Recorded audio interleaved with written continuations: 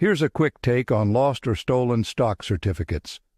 Brokerage firms, banks, transfer agents, and corporations have procedures in place to help investors replace lost or stolen certificates.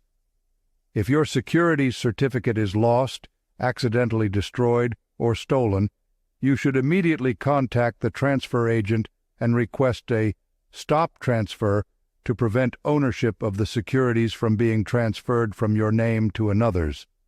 Your broker may be able to assist you with this process, and the broker or transfer agent will report the certificates as missing to the SEC's Lost and Stolen Securities Program.